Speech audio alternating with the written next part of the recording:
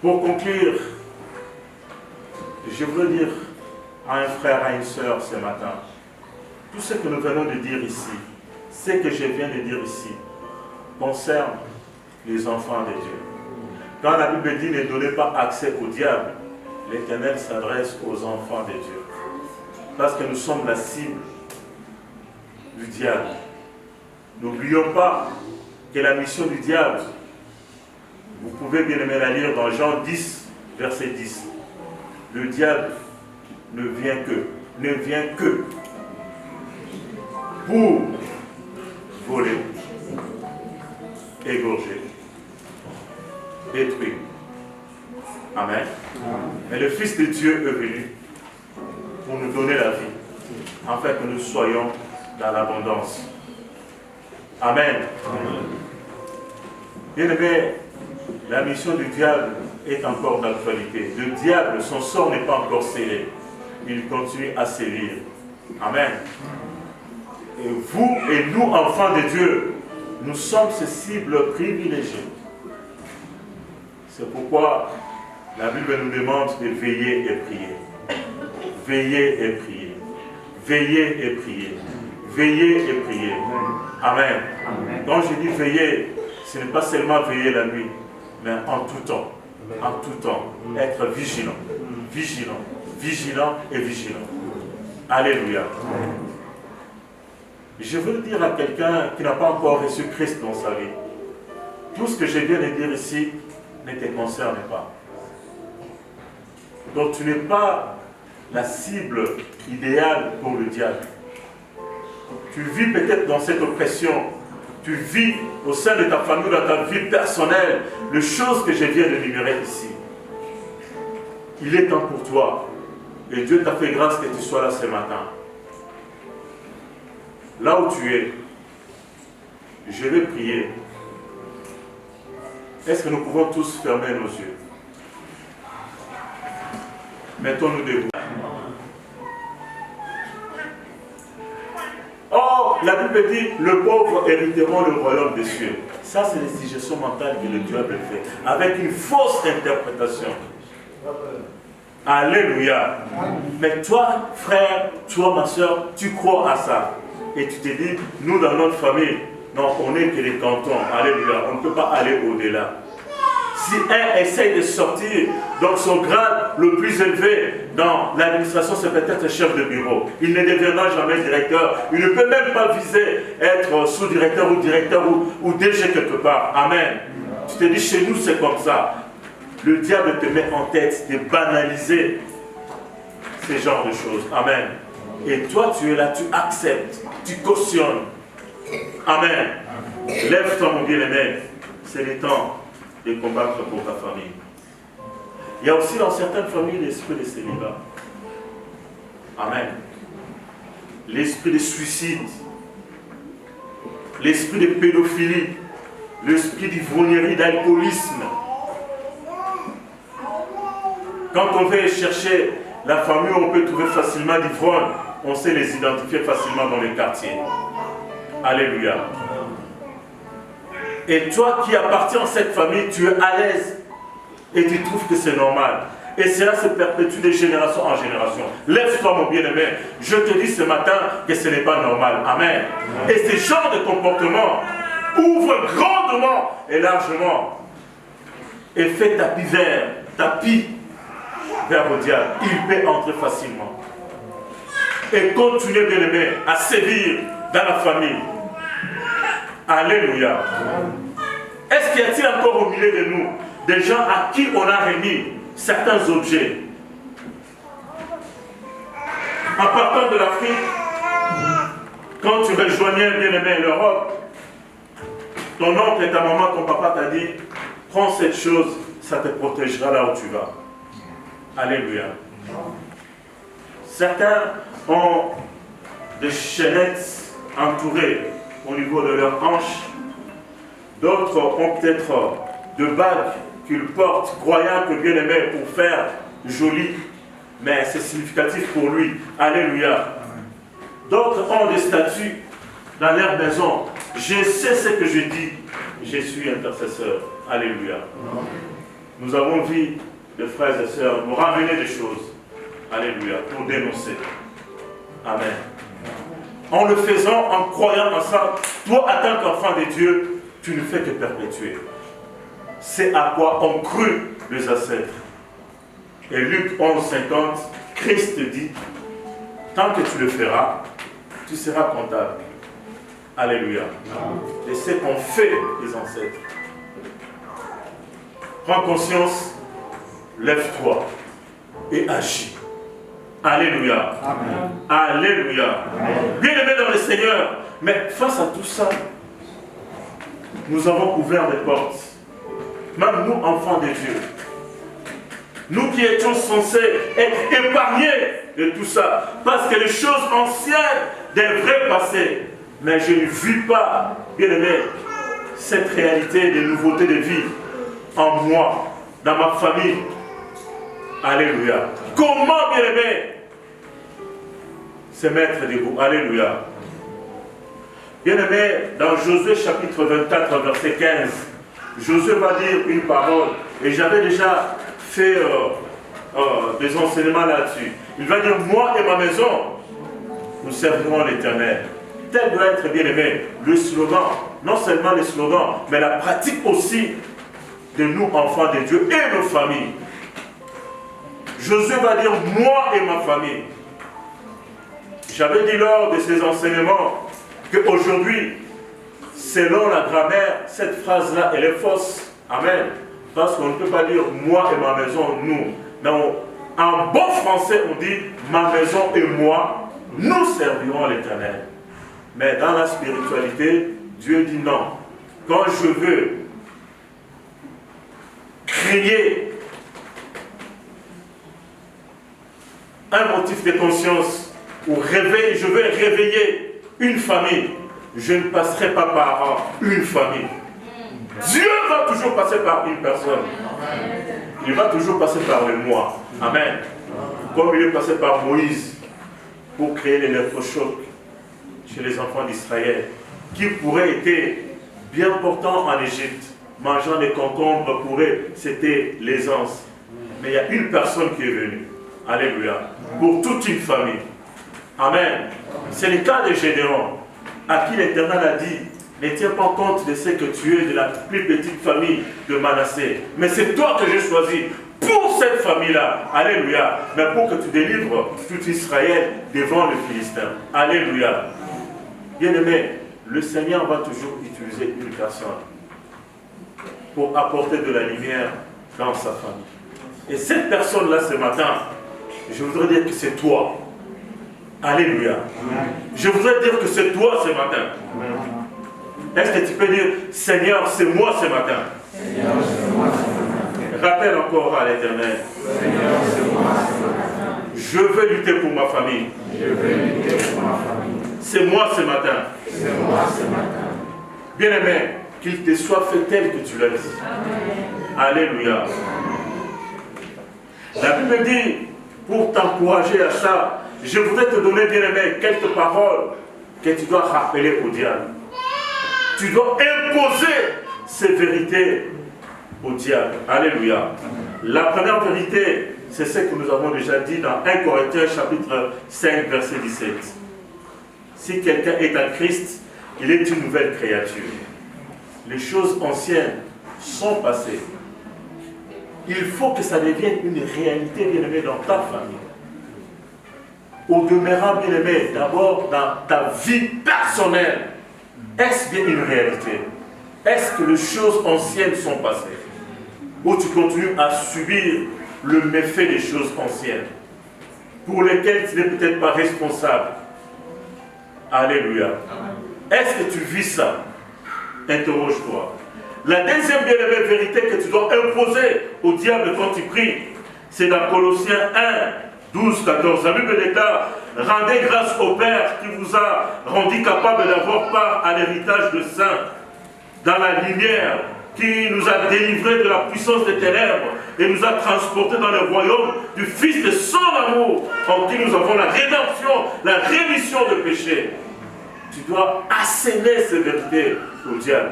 Toi qui es enfant de Dieu, mais qui ne vis pas ces réalités dans ton foyer, dans ta famille. Alléluia. Amen. Il y a encore une vérité que tu dois rappeler au diable. Dans Luc 16, verset 26. D'ailleurs, il y a entre nous et vous un grand abîme, afin que ceux qui voudraient passer d'ici vers vous ou de là vers nous ne puissent le faire. Ici, c'est Christ qui le dit. Pour pas un peu la discussion, des fois nous faisons aussi face à cette question. Est-ce qu'il y a un pont entre les vivants et les morts? Alléluia. Comment se fait-il que, pasteur, je dors, je continue à rêver, mon père qui était décédé, mon ancêtre, ma tante, tout ça. Amen. Alléluia. Christ dit ici, il y a un grand abîme entre les vivants et les morts. Alléluia. Il n'y a pas de dialogue entre les vivants et les morts. Alléluia. Christ le dit ici, dans Luc 16, il y a un grand abîme. Alléluia. Alléluia. Bien aimé, quand ce genre de rêve t'arrive, interroge ton Seigneur. Alléluia. Ce n'est pas en vain que l'Éternel permet que ces choses-là t'arrivent. Peut-être que dans un certain nombre de moments ou de périodes, tu étais dans la distraction pure et simple. Amen. Ou il y a encore des choses, peut-être dans ta vie ou dans ta maison, qui te lient avec cet ancêtre-là passé. Amen. Que tu n'as pas encore dénoncé jusqu'à aujourd'hui. Amen. Amen. Mais la vérité biblique, elle est là. Il y a un grand abîme entre les vivants et les morts. Aucune relation. Amen. Amen. Alléluia. Acclamons pour notre Seigneur.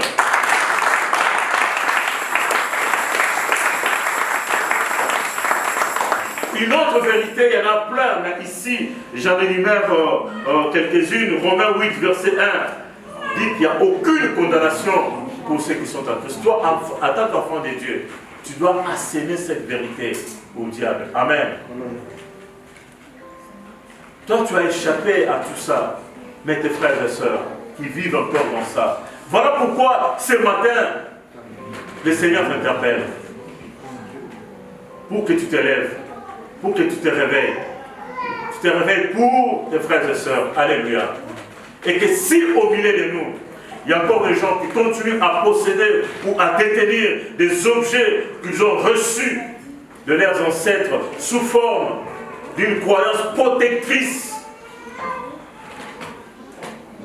apportez-nous ces choses ici à l'église.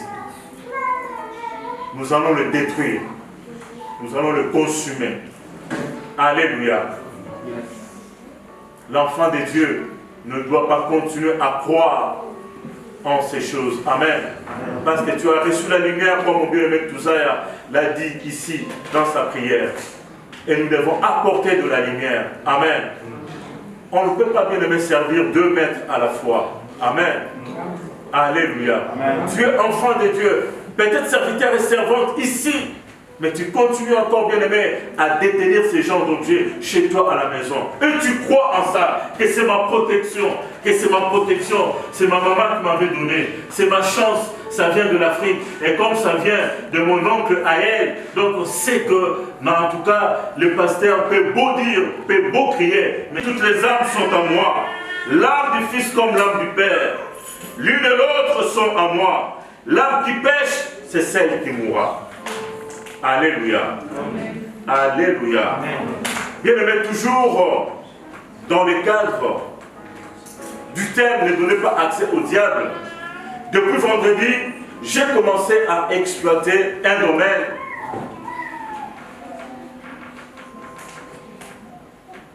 bien aimé qui est aussi d'actualité et qui est aussi une réalité dans la vie d'enfant de Dieu. On aurait pu croire et imaginer que cela ne concernerait que ceux qui ne sont pas bien-aimés de la famille d'enfants de Dieu. Je vous ai parlé ici de lien de famille. Amen. Le lien de famille peut aussi, bien-aimés, être de porte d'entrée dans la vie des enfants de Dieu. Amen. Mais vous direz, mais frère Michel, c'est en contradiction avec ce que tu viens de lire. Alléluia. Parce que ce que nous venons de lire, la Bible nous dit que l'âme qui pêche, c'est cette âme-là qui mourra. Amen. Donc, si mes parents ont péché, ce sont mes parents qui seront responsables de leur péché.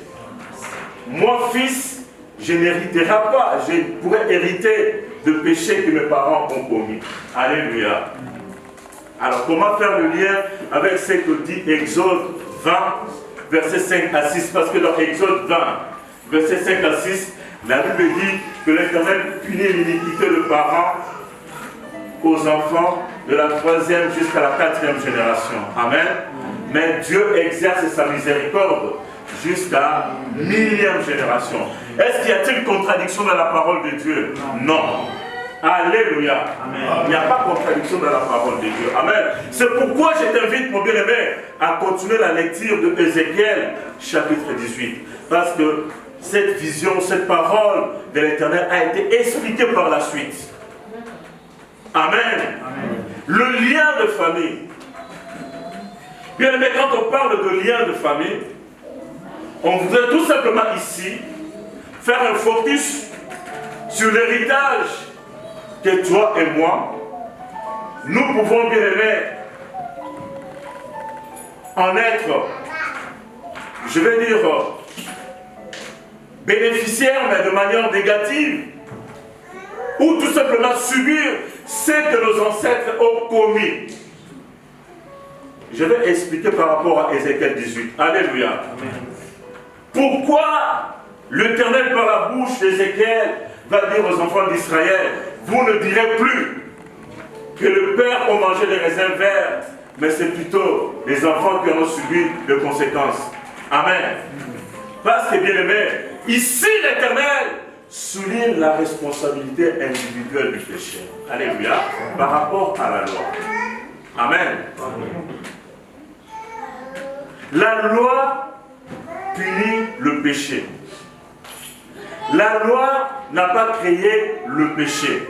Le péché existait déjà. Mais l'Éternel, par la bouche de Moïse, va donner la loi pour sanctionner le comportement qui s'appelle le péché. Amen. Amen. Alléluia. Amen. Suivez-moi très bien. Parce qu'il y a souvent beaucoup de divisions d'interprétation par rapport à ça. Le pasteur sait de quoi je fais allusion. Alléluia. Bien-aimés dans le Seigneur, il y a une frange d'enfants de Dieu qui pensent que le péché de nos ancêtres, de nos parents, ne peuvent pas avoir d'impact dans nos vies ou dans la vie de la génération future. Mais je vais juste donner un petit exemple. Amen. Aujourd'hui, une maman qui est enceinte, à qui on interdira de prendre de l'alcool. Pourquoi? S'il prend de l'alcool, l'alcool aura certainement un impact dans la vie de l'enfant naissant. Alléluia. Une maman qui est enceinte, à qui l'on interdira de fumer.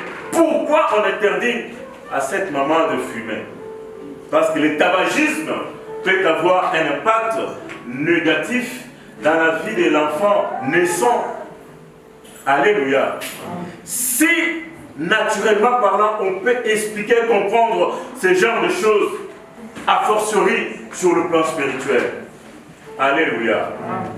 Bien-aimés dans le Seigneur, le lien de famille. Amen.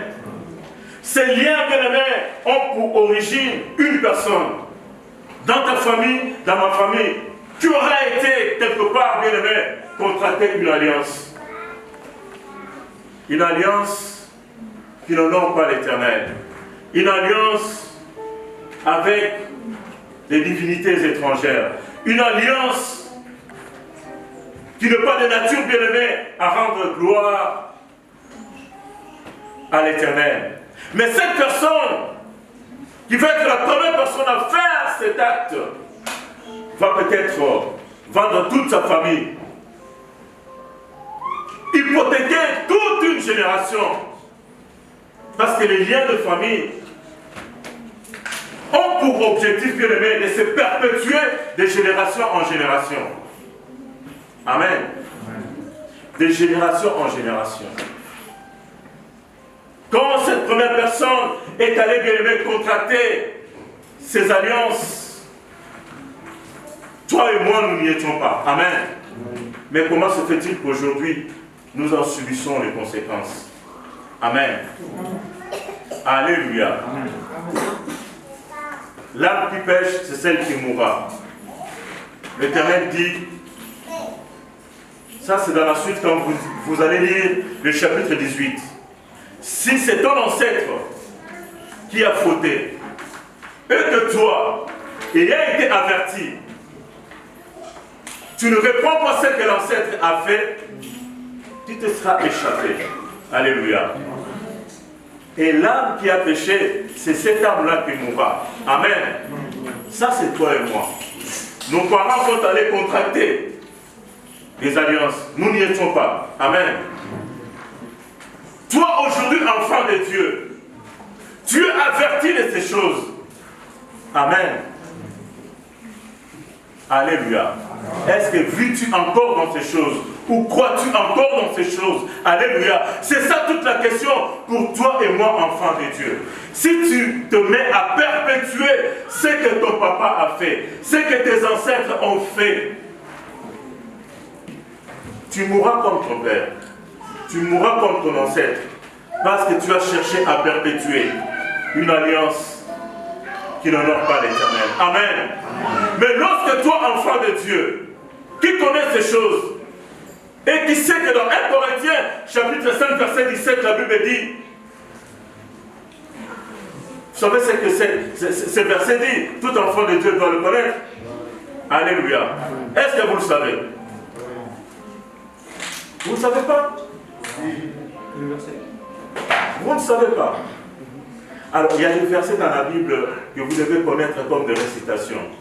Moi, je te permets même de le prendre comme une récitation. Si quelqu'un est en Christ, il devient une nouvelle créature.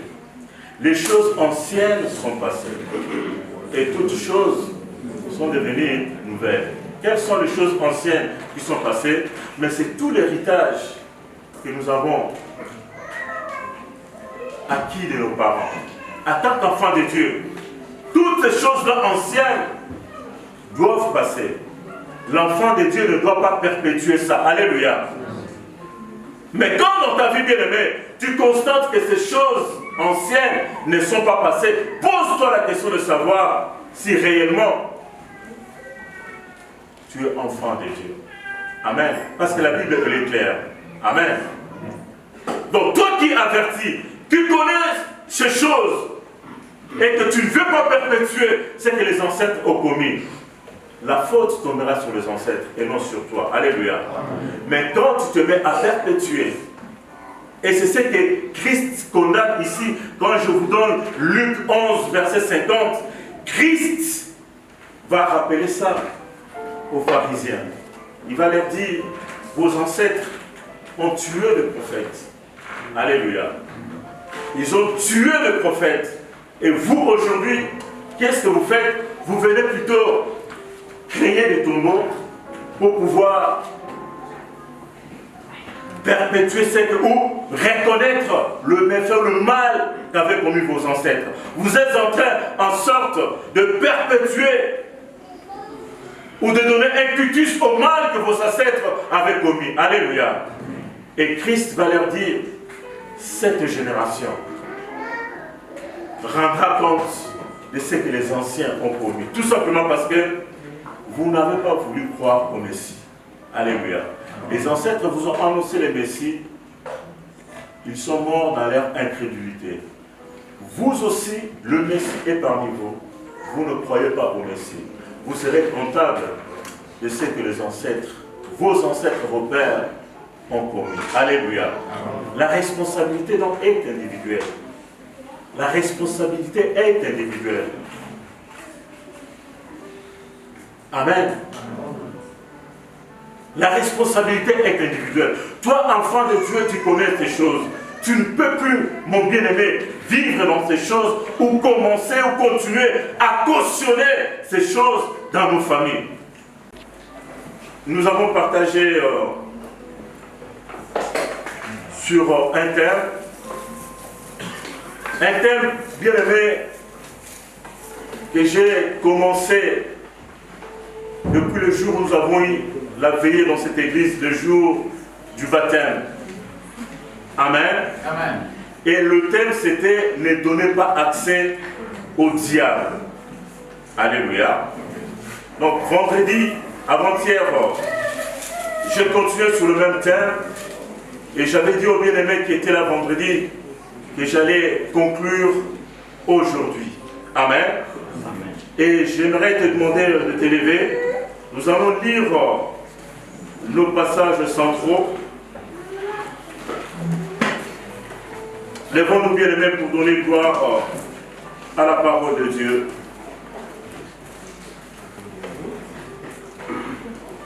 Le thème que nous abordons depuis 2 jours et aujourd'hui le 3e jour, c'est « Ne donnez pas accès au diable ». Je vais lire dans Éphésiens chapitre 4, verset 27. Je lirai aussi Genèse 4, verset 7. Vous pouvez aussi noter d'autres passages que je vais pouvoir exploiter aujourd'hui. Ézéchiel 18, 1 à 4.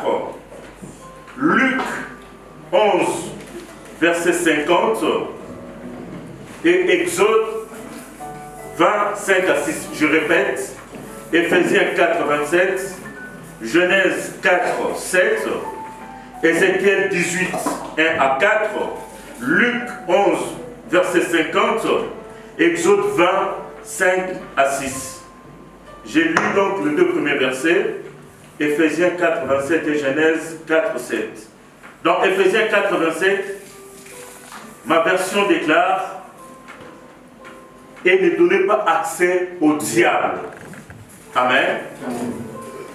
Et dans Genèse 4, verset 7,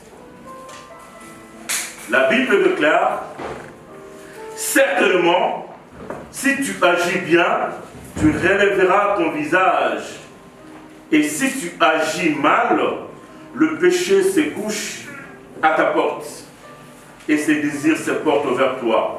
Mais toi, domine sur lui. » Amen. Amen. Vous pouvez bien aimer vous rasseoir.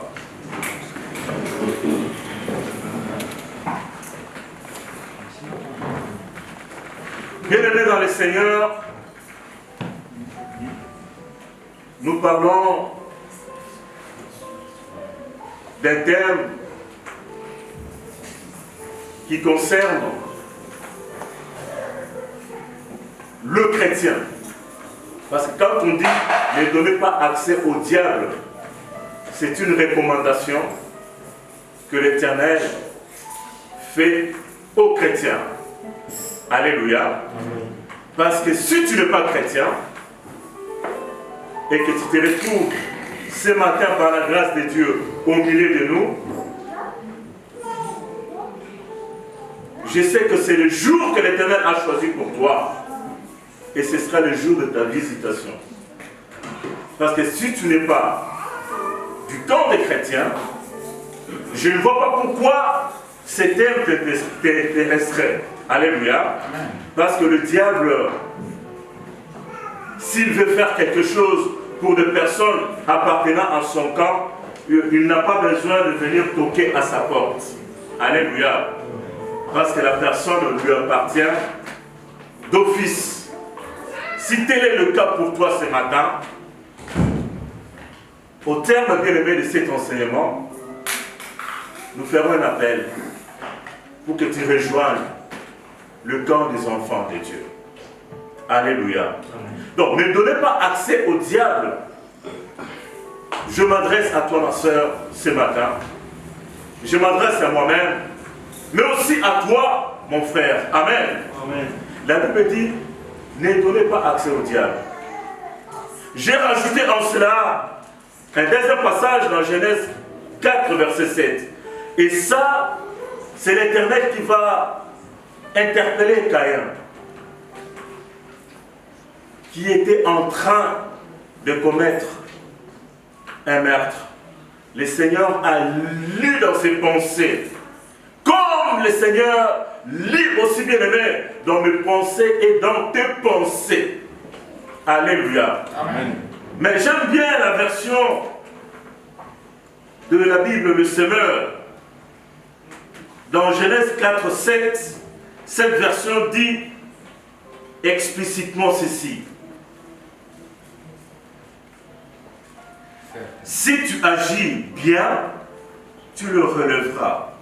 Mais si tu n'agis pas bien, écoutez ce que la version Semeur dit, le péché est tapis à ta porte. Son désir se porte vers toi. Mais toi, maîtrise-les. Alléluia. Le péché est tapis devant ta porte. Il est là. Il n'attend que tu ouvres la porte et qu'il entre.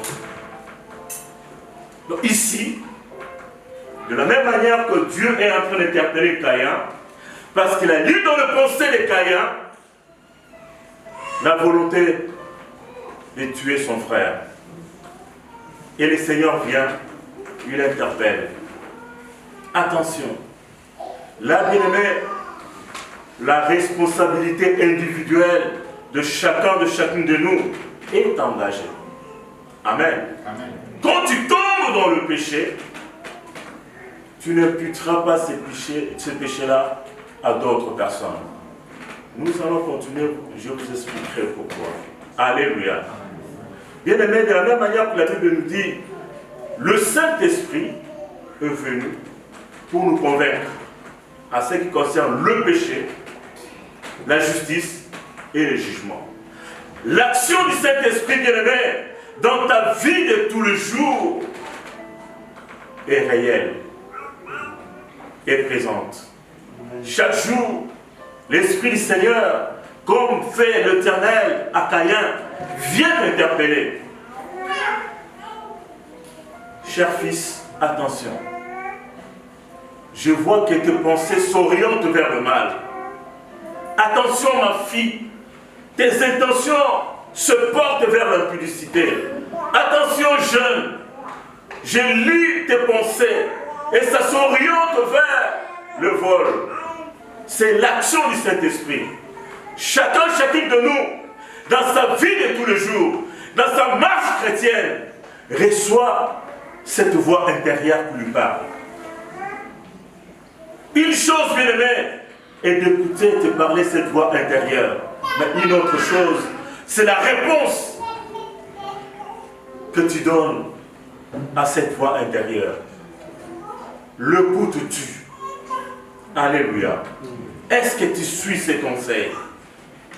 Si Caïn avait suivi le conseil divin, le meurtre n'aurait pas figuré dans la Bible, le meurtre de son frère Abel.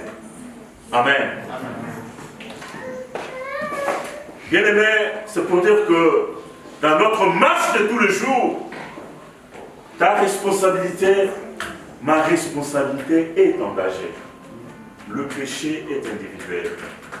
Amen. Amen. Voilà pourquoi je vous ai cité Ézéchiel 18 parce qu'on en parlera dans l'avancement de mon intervention. Parce que là, le prophète parle de la responsabilité individuelle du péché. Quand tu dis l'âme qui pêche, c'est celle qui mourra. Alléluia. Mais bien aimé, dans ta vie de tous les jours, tu reçois les appels de phare du Saint-Esprit. Attention, attention, attention. Amen. Et c'est nous qui ouvrons volontairement la porte et qui donnons accès au diable. Et lorsqu'il entre, bien aimé, dans ta maison, la maison n'est plus ce qu'elle était avant. Alléluia. Quand cet homme entre dans la maison, il va d'abord chercher à contrôler la maison. Alléluia. Bien aimé, quand cet homme étranger va entrer dans ta vie, il va chercher à mettre la main sur ta vie. Alléluia. Bien-aimé, quand cet homme étranger va entrer dans tes projets, dans tes entreprises, il va chercher à prendre la main sur tes entreprises.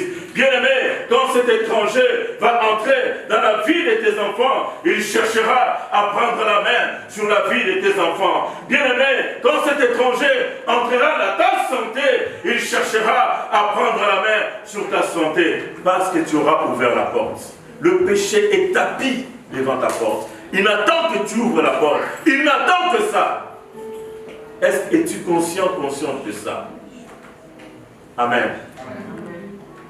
Le premier jour ici, bien-aimé, j'ai cité un certain nombre de faits qui ouvrent la porte au diable, qui donnent accès au diable et qui lui permettent d'agir dans la vie d'un enfant de Dieu. Parce qu'il s'agit ici des enfants de Dieu. Des enfants de Dieu qui donnent accès au diable. Alors que la parole de Dieu nous dit, ne prenons pas part aux œuvres infructueuses du diable. Mais ce que nous devons faire, c'est de les condamner. Amen. Mais il va se trouver au milieu de nous, de frères et sœurs, qui font chemin ensemble avec le diable, alors qu'ils sont enfants de Dieu. Amen. Ils sont enfants de Dieu. Amen. Mais comme dit la Bible, dans Éphésiens 4, verset 30, ce sont des frères et sœurs qui n'ont pas laissé la place à l'esprit d'agir. Ils ont attristé le Saint-Esprit. Alléluia.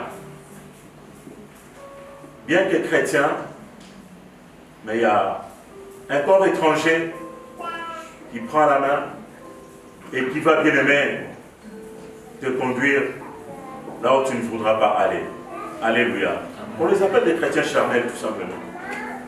Ils sont chrétiens, mais charnels. Pourquoi? Parce qu'en eux, le Saint-Esprit est attristé. L'Esprit du Seigneur n'agit plus. Alléluia. Parce que quelque part, ils ont laissé la place. Ils ont laissé entrer. Ils ont donné accès au diable. Nous avons cité quelques points lors du premier jour, mais je vais les énumérer rapidement sans aller en profondeur parce que nous avons commencé les thèmes que nous avons prévus aujourd'hui pour clôturer. Nous avons cité les mauvaises paroles que nous pouvons retrouver dans la vie de certains enfants de Dieu, de mauvaises paroles, des disputes inutiles, des querelles. Nous pouvons trouver des jalousies au milieu d'enfants de Dieu. Certains enfants de Dieu sont parfois animés d'esprit de vengeance. Ils sont colériques. En eux, il y a un esprit de colère. Certains se livrent à des animosités, à des cabales, à des calomnies.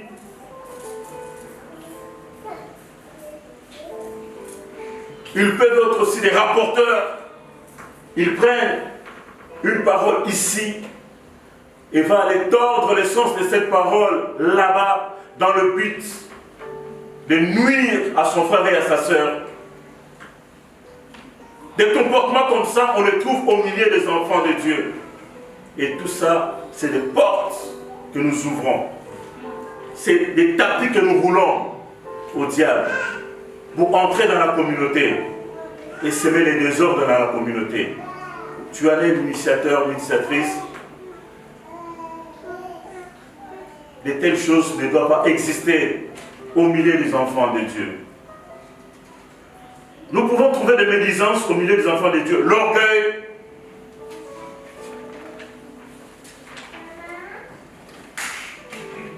nous pouvons également bien trouver des enfants de Dieu qui vivent dans l'impudicité. Tout ça, c'est des portes que nous ouvrons largement bien aimés pour le diable. Des enfants de Dieu qui s'adonnent à la pornographie, ce sont des portes d'accès. Amen. Alléluia. L'amour excessif de l'argent. Ces frères-là, cette sœur-là, ne jurent que par l'argent. Alléluia. Amen. L'amour, je dis bien excessif, effréné, alléluia, peut conduire l'enfant de Dieu à ouvrir de portes. Parce que si tu n'arrives pas à l'obtenir de la manière que tu souhaiterais l'obtenir, tu chercheras le raccourci. Et le raccourci peut t'offrir, bien aimé, plusieurs opportunités, plusieurs solutions. Alléluia. Amen. Pour avoir l'argent. L'argent facile. Facile, qui n'est pas issu de la sueur de ton front. Amen. Attention à l'amour excessif de l'argent. Ça peut te conduire, bien aimé, à la dérive. Mais il y a aussi, et nous l'avons dit aussi, le refus de pardonner. Comment est-ce possible, mon bien-aimé dans le Seigneur, ma bien-aimée, que nous puissions retrouver au milieu d'enfants de Dieu des gens qui refusent de se pardonner, ou qui refusent d'accorder un pardon à son frère ou à sa sœur. On peut aller au-delà même de l'église, au sein de sa famille. Il s'est dit ou elle s'est dit, moi mon papa, le rendez-vous ce sera au tombeau. Est-ce que de telles paroles,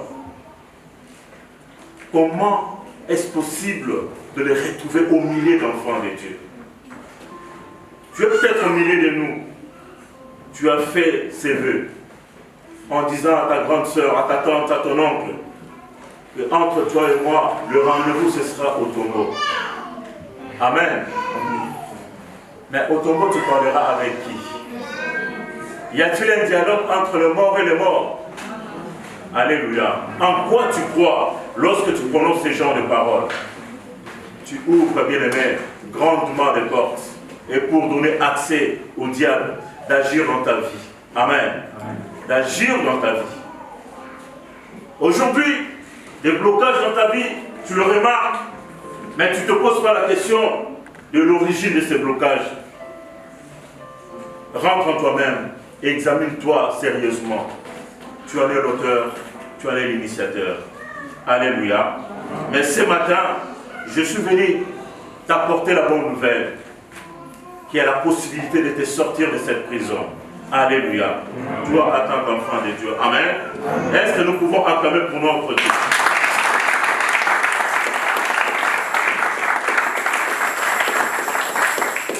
Nous allons lire Ézéchiel 18, 1 à 4.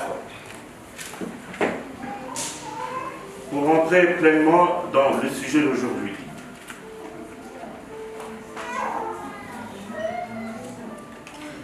Ézéchiel 18.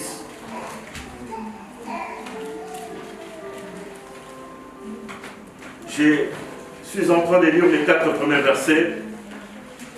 Mais pour la compréhension de ce que nous allons lire ici, vous pouvez continuer et lire, bien aimé, tous ces chapitres. Parce que c'est hyper important. Ézéchiel 18, le 4 premier verset, la Bible déclare: la parole de l'Éternel me fit adresser en ces mots. Pourquoi dites-vous ce proverbe dans le pays d'Israël? Le père a mangé de raisins verts et les dents des enfants en ont été agacées. Je suis vivant, dit le Seigneur l'Éternel. Vous n'aurez plus lieu de dire ce proverbe en Israël. Voici ces liens de famille. Vous allez trouver dans certaines familles la mise en place de ce qu'on appelle des totems. Amen. Des images taillées ou un objet qui symbolise un esprit dans cette famille. Amen. C'est souvent un objet qui le symbolise. Soit dans certaines cultures africaines, vous allez trouver par exemple une épée. Amen. Un masque. Alléluia. Qui symbolise l'esprit qui règne dans cette famille. Amen. Bien-aimé, tu n'as pas été à l'origine de tout ça. Mais le fait d'être né dans cette famille te lie, bien-aimé, à tout ce qui était pratiqué anciennement, précédemment, bien-aimé, par les ancêtres. Si tu n'es pas dans le Seigneur, tu es en plein dedans. Alléluia. Alléluia. Amen. Il y a même des croyants qui, au milieu de nous, je suis intercesseur depuis de longues dates. Nous faisons ce qu'on appelle de cure d'âme. nous entendons, nous connaissons des choses, nous avons vu et vécu. Alléluia. Nous vous disons des choses que nous avons vues dans notre marche chrétienne. Alléluia. Donc dans certaines familles, c'est symbolisé par des totems. Et au sein de chaque famille, bien aimé, comme je l'ai dit, voilà, ces totems représentent un esprit qui règne au sein de la famille. Et généralement, on dit que voilà, ces objets-là sont faits pour nous protéger contre... Je ne vois pas comment un esprit maléfique va te protéger contre un autre esprit maléfique. Amen. Vous vous appartenez tous dans un même camp. La Bible dit, un royaume, voilà, qui se combat contre lui-même, ce royaume-là est divisé. Or, le diable n'est pas divisé. Amen. Alléluia. Donc si ce fait-là existe, c'est que c'est dans la vie de toi chrétien et toi tu dois les dénoncer. Alléluia. Dieu peut être sorti parce que tu es chrétien, selon 1 Corinthiens 5 du 7, bien aimé. Ces choses-là ne sont plus manifestes dans ta vie, mais dans la vie de tes frères et sœurs.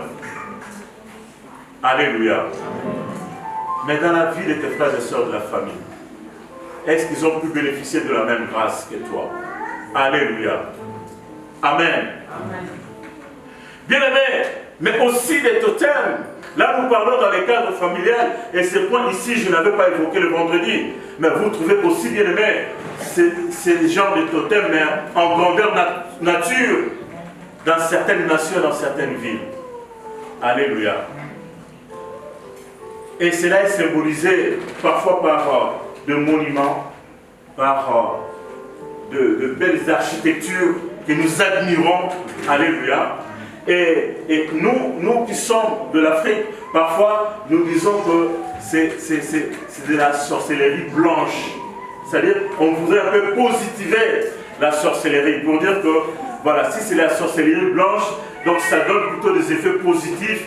On voit la création de belles monuments, de musées, tout ça. Mais par contre, la sorcellerie noire a plutôt tendance à avoir pour effet de jeter des mauvais sorts.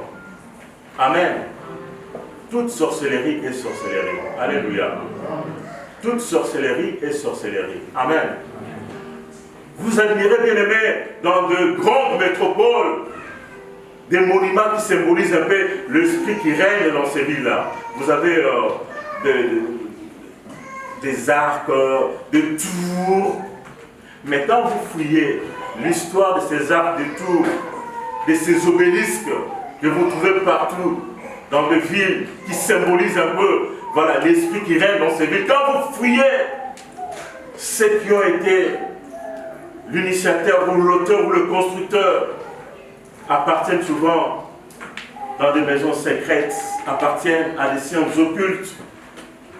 Amen.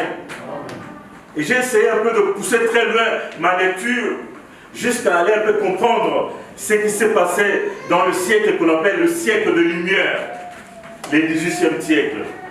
Alors, le siècle de lumière, le 18e siècle, bien aimé, en Europe, a apporté beaucoup de changements dans la vie de l'homme. Parce que le siècle de lumière est en opposition, ou fait opposition avec ce que l'État et l'Église, parce qu'à cette époque, bien aimé, l'Église était inféodée à l'État. Et il y avait un peu ce qu'on appelle la pensée absolue, la pensée du Dieu unique. Mais des intellectuels vont naître, des savants, pour s'opposer à ça. S'opposer à l'absolu, à l'idée de l'absolu, à l'idée du Dieu unique. Et dire que non, l'intellectuel aussi a un mot à dire. Alléluia. Donc, ils sont venus bouleverser les choses. Et pendant, bien aimé, ces siècles de lumière aussi, on a vu le développement de ce qu'on appelle par exemple l'ordre maçonnique. L'ordre maçonnique, bien aimé, c'est une sorte d'art de bâtir. Mais alléluia. Mais quand vous fouillez dans les origines, vous trouvez que, bien aimé, il y a de l'occultisme là-dedans. Mais cet occultisme, bien aimé, a produit le monument que vous et moi nous admirons aujourd'hui. Alléluia. Vous avez entendu parler de monolithes. Amen. Donc d'amas de pierre comme ça qui naissent du meilleur pasteur. Monolithe signifie pierre unique. Amen. Amen. De monuments étranges qui apparaissent comme ça du néant. Mais il y a des monolithes aussi qui ont été créés manuellement. Amen. Quand vous fouillez, vous allez trouver qu'il y a un esprit là-dedans. Amen. Mais le fait, bien aimé, d'appartenir ou de venir habiter dans cette ville, vous êtes sous la dépendance de l'esprit qui domine cette ville. Et nous trouvons dans la Bible, et Paul nous en parle. Alléluia. Quand Paul, bien aimé, arrive à Éphèse, quand vous lisez Acte 19, Éphèse est une ville qui était dédiée à la déesse Diane. Alléluia. Amen. Et dans cette ville, bien aimé, il y avait une industrie florissante, des orfèvres qui fabriquaient d'œuvres d'art de cette déesse et qui vendaient. Mais quand Paul est arrivé, il a vu l'esprit qui dominait dans cette ville-là. Amen. Amen. Et ça n'a pas été facile pour Paul. Amen. La première mission a été difficile. Il a fallu qu'il revienne. Après le travail qui a été fait par Apollos dans la même ville, Paul va revenir dans le deuxième voyage missionnaire pour faire un travail de titan dans cette ville. C'est la même chose qui arrive lorsque Paul arrive à Athènes. Athènes, la capitale mondiale du paganisme. Amen. Une ville où on croyait à toutes sortes de divinités. Et Paul arrive dans cette ville, il va même trouver un monument qui a été dédié à un Dieu inconnu. Alléluia. Paul va leur expliciter ce qu'était ce Dieu inconnu, qu'il révérait sans le connaître. Amen. Bien-aimés, oui, ces totems-là existent non seulement dans des familles, mais aussi dans notre vie de tous les jours. Nous les côtoyons. Amen. Et bien-aimés, dans cet environnement, toi qui n'es pas enfant de Dieu, imagine un peu ce qui t'arrive ou ce que tu es réellement sur le plan spirituel. Amen. Mais les enfants de Dieu sont épargnés de cette pesanteur qui peut, bien aimé, régner dans des villes qui sont laissées à l'abandon ou à la merci des divinités étrangères. Amen. À condition que tu sois l'enfant de Dieu, que tu sois enfant de Dieu, que tu aies Christ dans ta vie. Amen. Mais si tu ne l'es pas, le temps te sera donné, mon bien-aimé. Tu as bien fait d'être là ce matin. Amen. Vous avez également, bien-aimé, parmi ces liens familiaux, vous allez trouver un certain nombre d'interdits. La femme ne doit pas manger ça. La femme ne doit pas toucher à ceci. Mais toi, enfant de Dieu, tu continues à croire à ces interdits. Alléluia. Tu es en train de perpétuer ce que les ancêtres ont dit. Alléluia. Tant que tu perpétues ça, bien-aimé, tu seras comptable. Selon Luc chapitre 11, verset 50. Alléluia. Ça rejoint Ézéchiel 18 qui va dire l'âme qui pêche, c'est celle-là qui mourra. Amen. Parce que toi, tu as été averti. Tu n'es pas sorti de cet avertissement, tu mourras de ton péché. Amen. Vous avez également des cérémoniels, des rituels qui se passent dans des cimetières lors de décès ou d'enterrement. Vous allez voir un oncle, une tante qui a encore l'autorité sur la famille, procéder à des rituels, à des cérémonies. Toi, enfant de Dieu, tu es là. Tu fais corps avec ce que fait l'oncle, avec ce que fait la tante, pour pouvoir perpétuer l'esprit des ancêtres. Tu seras comptable. Alléluia. Si tu ne dénonces pas. Amen. Bien-aimés, le lien familial peut aussi se manifester dans certaines familles par des morts précoces. Vous avez une famille où des gens ont du mal à atteindre 50 ans. Alléluia. Une mère précoce. Une mère précoce. Et vous trouvez ça normal. Vous allez entendre des paroles selon lesquelles, nous, On sait qu'on ne dépasse pas 50 ans. Alléluia. Mais tu es enfant de Dieu, comment tu peux confesser ces choses? Alléluia. Tu aurais été païen, je comprendrais. Mais toi, enfant de Dieu, alléluia. C'est que les choses anciennes ne sont pas réellement passées pour toi. Alléluia. Amen. De mort précoce. Vous allez également bien me trouver dans certaines familles ce qu'on appelle l'échec scolaire. Dans ces familles-là, le diplôme le plus élevé, c'est le bac. Amen. Ils ne vont jamais au-delà du bac. Quand ils atteignent le bac, c'est le top niveau pour ces genres de familles. Amen. Ça, c'est encore pour ceux qui peuvent encore étudier. Mais il y a des familles où le jeune n'étudie pas. Amen. Je ne dis pas que bien aimé, pour réussir dans la vie, il faut absolument passer par l'école. Amen. Mais quand ça devient une réalité pour toute une famille, et cette réalité se perpétue de génération en génération, il y a un problème. Amen. Je peux comprendre que dans une famille, un ou deux garçons, deux ou trois personnes arrivent à s'en sortir sans être passés par le chemin de l'école. Ça arrive. Et nous en avons des témoignages pleins. Mais que ça devienne une réalité pour une famille, de génération en génération, il y a un problème. Alléluia. Vous avez dans certaines familles des maladies et qui deviennent l'identité des familles. Alléluia. Dans cette famille-là, les gens ne meurent que de diabète. Dans cette autre famille-là, l'hémorroïde fait ravage. Dans d'autres familles, c'est plutôt tel cancer ou tel autre cancer. Si c'est la réalité d'une seule génération, ça peut se comprendre. Alléluia. Mais si c'est de génération en génération, parce que les liens de famille, il faut le prendre dans le sens d'une perpétuation. Amen.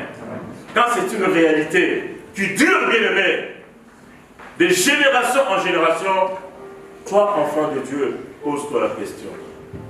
Tu n'y es peut-être pas parce que tu es enfant de Dieu, mais dans ta famille, tu connais des sœurs, des frères qui continuent, bien aimé, à être soumis à cette réalité. Lève-toi pour ta famille. Alléluia. Vous savez, dans d'autres familles aussi, l'esprit des mensonges. Et dans cette famille-là, ce sont des spécialistes des mensonges. Amen. J'avais pris un exemple dans la famille d'Abraham. Dans Genèse 20, 2 à 5, Abraham va mentir que Sarah était sa sœur. Vous allez remarquer le même mensonge dans la vie d'Isaac, son fils, qui va mentir que Rebecca était sa sœur. Dans Genèse 26 et 7, le même mensonge va se perpétuer. Et pourtant, c'est des générations dans la vie de Jacob. Et Jacob aussi qui va mentir pour pouvoir bénéficier de la bénédiction de son frère. Amen. Dans Genèse 27, 23. Amen. Vous avez aussi, dans d'autres familles, l'esprit d'impudicité, des mensonges, de débauche, l'esprit d'adultère. Et dans ces genres de familles, c'est difficile de trouver un frère ou une soeur qui s'est marié. Amen. Et on en fait même, bien aimé, un motif commercial. Il faut que le fils aille vendre leur corps. Amen. La maman encourage, le papa encourage. Et des choses comme ça durent de génération en génération. Tu es peut-être là, bien aimé. Tu n'es pas concerné, mais parce que toi, tu as été délivré. Parce que tu as été saisi par la grâce. Mais tu es encore dans ta famille, les frères et sœurs qui sont victimes de ça. C'est le temps pour toi, bien aimé, de t'élever pour ta famille. Alléluia. Amen. Et là, je vais même donner un exemple concernant David. Parce que là, c'était tellement illustratif. Et dans la famille de David, le père a commis l'adultère avec Bathsheba, la femme d'Uri. Dans 2 Samuel, chapitre 11, d à 4, vous avez son fils Amnon, qui va commettre l'inceste avec sa demi-sœur Tamar. Vous avez Absalom, lui a fait très fort, parce qu'il est allé chercher les femmes de son papa et est allé avec. Alléluia. Bien aimé, des choses comme ça, quand tu remarques, et de génération en génération, on ne vit que cette même chose-là, ou on ne vit que le même fait pose-toi la question de savoir, alléluia. Il y a un esprit qui domine. Alléluia. Toi, tu as été averti. Tu es peut-être sorti de là. Mais certains, ils sont encore. C'est ce matin, bien-aimé, le temps pour toi d'être élevé pour ta famille. Amen.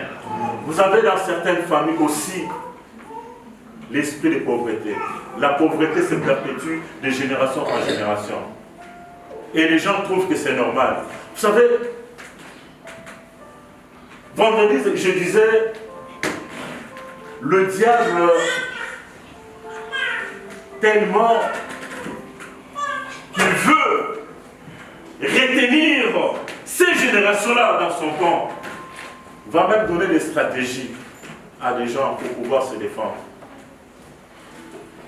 Quand tu vas voir ton frère ou ta soeur, tu te dis, mais qu'est-ce qui se passe dans votre famille? Je trouve qu'il y a quelque chose qui ne va pas. Personne ne sort sa tête de l'eau. Amen. Pourquoi vous ne vous interrogez pas, bien-aimés, sur votre vie? Alléluia. Les diables donnent des réponses. Il va dire, non, mais frère, tu sais, la Bible dit, voilà, l'amour de l'argent et inimitié avec Dieu. Le diable suggère des réponses, mais des réponses qui sont fausses. Ça s'appelle des suggestions mentales. Alléluia.